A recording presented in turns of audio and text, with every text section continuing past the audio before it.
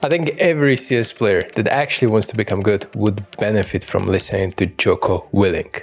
But why? Jocko Willink is a former leader of one of the most highly decorated units from modern military history. Recently, I've come across a few podcasts with him, and I was dumbfounded how so many principles used in war are actually used in professional Counter-Strike as well. That's why I've gone through hours and hours of content and extracted very valuable knowledge that you can apply as a CS player.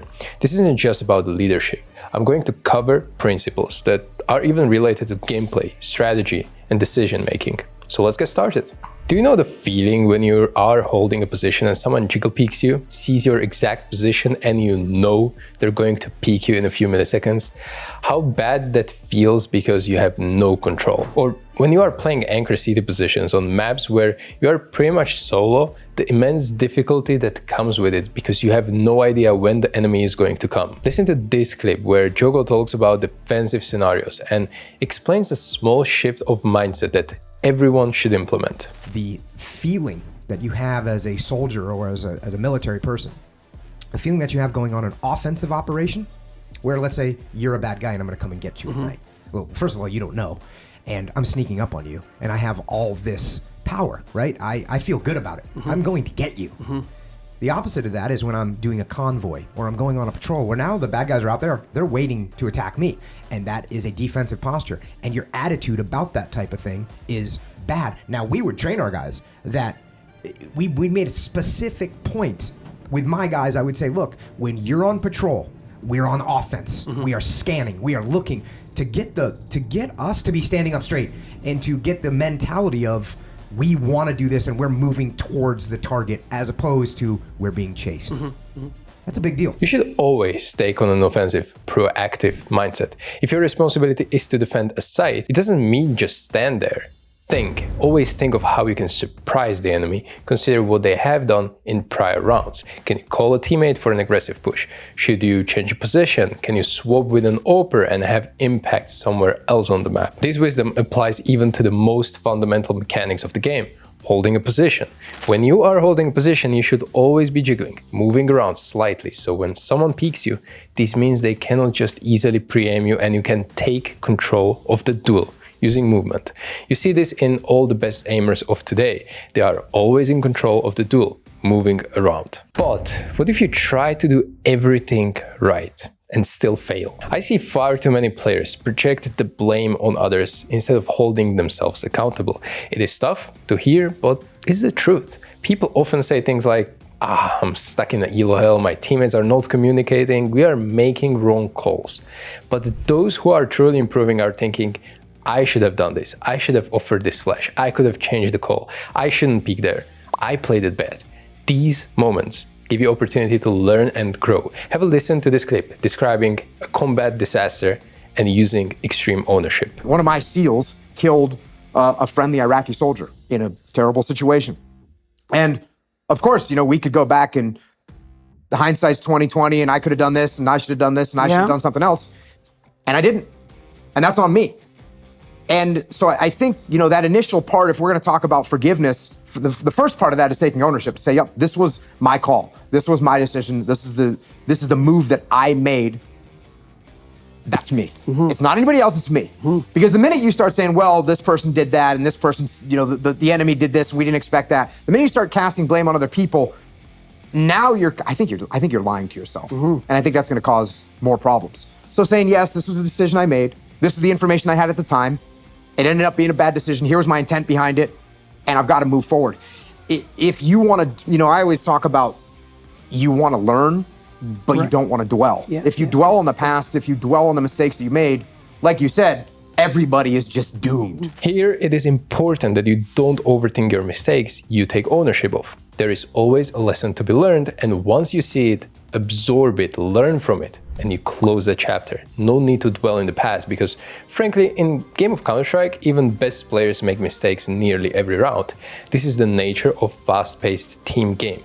Find a lesson, learn, and move on. Let me tell you about today's sponsor, SkinsMonkey. SkinsMonkey is a reputable, fully automated website that provides an instant way to get new skins. Just look at how easy it is to trade your old skins for new ones in just a few minutes. You can have completely new skins. If you use the code STYKO, you can get up to $5 for free as a first trade bonus. The more you trade, the larger the bonus. And if you don't feel like trading, you can simply buy skins too. They also have 35% deposit bonus with code STYKO, along with a free section where you can complete simple tasks to get skins and join daily, weekly, or monthly giveaways. Check out SkinsMonkey by clicking the link in the description of this video. And before we move on, thank you SkinsMonkey for making my content better. But now it's time to continue. But as CS is a team game, you cannot win unless everyone is doing their job. And that means that sometimes you have to discuss mistakes of other people as well. Still, before you can decide if someone has truly made a mistake, you have to understand what they have been trying to accomplish. And then I would always look at the guys and say, what was their intent behind this decision that they made? Like, why did they do that? Because if we can decipher that, and their intent was they wanted to make a good move to get their guys out of a bad situation. What more could I want from a leader than to make a decision that's doing their best with the information that they had at the time to maneuver out of a bad scenario to take care of their guys? There's nothing more I could hope for. If you're mad at someone because they got you killed, it doesn't necessarily mean that they made a mistake. You might find out that they had an idea that had a high likelihood of success, but it just didn't work out, or there was a simple miscommunication. Always looking for intent will give you much stronger leverage when problem solving with teammates, because you will find out exactly what they were thinking when they made specific decision. It allows you to not only fix the issue, but the root cause of the issue. It easily prevents unnecessary arguments, but also helps to build a common understanding of CS, which is one of the most important strengths a team can have. But of course, if you aren't that skilled with people, a decent amount of them are simply just not going to listen to you. And when no one listens to you, becoming a really good player is practically impossible. This isn't only important for in-game leaders. Every player should learn to have a voice. That is the only way they can truly have an impact. So how can you get people to listen to you? I just became a leader recently, so my experience is limited, but it is enough for me to determine what Jocko is about to say in this clip is 100% truth that I wish I knew earlier. But somebody, asked me, well, how do I get people to listen to me? So I'm in a leadership position. How do I get people to listen to me? And I said, if you want people to listen to you, you need to listen to them. It's the opposite of what people think. You bet. It's not talk louder if I want you to listen to me. If I want you to listen to me, I need to listen to you. By the way, this applies to your employees. It applies to your kids. It applies to your spouse. It applies to everyone. If you want them to listen to you, you have to listen to them. And you can't just, I'll stop talking as I prepare my counter for what you're saying right now. It's like I'm literally going to listen to what you have to say and try and open up my mind and open up my perspective so that I understand your world as well as I possibly can. I'm going to integrate that into what my thoughts are, and we're going to come to an understanding. We're going to move forward with a better solution. This is why when I was in the military, I never gave orders. I never had to say, hey, everyone, here's what we're doing this. I never had to say that. Never had to say that. Oh, the caveat is we're in a gunfight and, I need you to take your element over that building. And even then, it's a strong suggestion because I might say, Jordan, take that building over there. You might look back at me and say, negative. I don't say, hey, shut up, you insubordinate bastard. You right. No, the reason you're saying that to me is because there's something that you see that I don't see. Because that's the other thing, trust, right? How do I get you to trust me? I have to put trust in you. The last few sentences are a great segue to one of the most important principles of leadership, decentralized command. If someone disobeys your order, you want to listen to them because they are doing so by a reason. Sometimes you as a leader, you don't see this reason. This is exactly what healthy team look like, where you give every player a certain amount of freedom and autonomy. In CS, it would look something like this. You play Inferno and decide to play default round. Your two players at second mid are responsible for taking gaps, but they should create their own plan how they will do it. Are they going to be silent boosting into window? Are they going to be using a flash? Maybe double nade boiler? Maybe they will just walk upstairs together. It is impossible for your IGL, who is around banana, to give you order how to work your part of the map. He doesn't have the information to make an educated decision. He would be essentially just guessing. This is how it should work. Decentralized command. I want my subordinate leadership to be leaders. Yeah. I want them to understand where we're going, and I don't really care how they get there. And I can put some parameters on them. Hey, you can't do this, you can't do that. But everything else inside that box you can do. Make decisions, go make things happen. That's decentralized command. And yeah, that's why we have a great military. And when we get away from that is when we start having problems. That's why you hear about the Vietnam War. What was happening during the Vietnam War?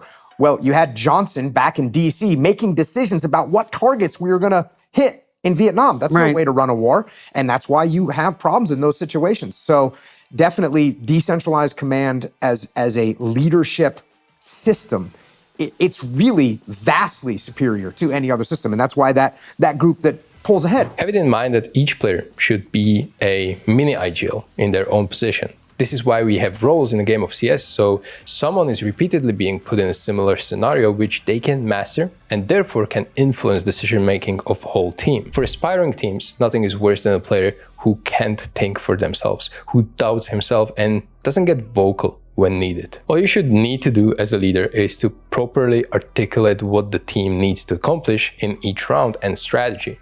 If everyone understands that, the rounds win themselves. That's why the best leaders actually utilize their players better than others.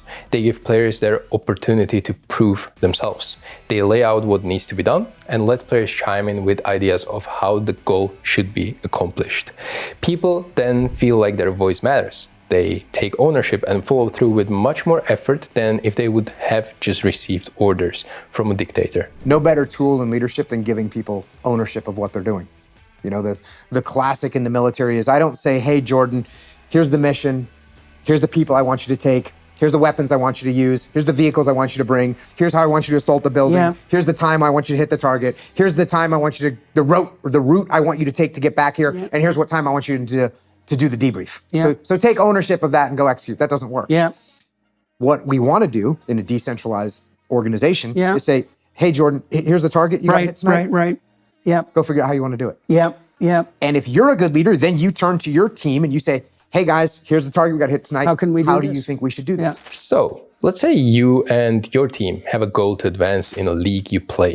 This season you want to qualify for next division, and instead of just blindly trying your best, you can easily turn to your team and ask a question. What do you think is needed for us to get there? What this simple discussion might trigger is that people become involved in this plan. They say we need to improve our nuke, we need to create default rounds on Mirage, we need to practice 4 days a week instead of just 3. Writing these things down will help you understand the vision and path you need to hit the goal your team set. And I think that is also a powerful tool in leadership. Let others be involved in the process instead of them just being bystanders. I think if you apply these principles onto your gaming career, you will move forward faster than others, and me included. But still, rough periods and setbacks where you dip into slumps are ahead of you. If you want to find out how to bounce back as soon as possible from these slumps, check out the video that's on your screen right now, where I share everything I learned about escaping slumps from my career. Thanks for watching, and I'll see you in the next one. Bye-bye. Huge shout out to my coffee members for your continual support so I can make more videos like this for you. Their name is on the screen right now, and if you want to appear here to check out my coffee page where you can gain tons of cool and exclusive perks at various tiers of membership. And when I say they're cool, I mean it. Give it a look, it's worth it. Thank you for making my content better and possible.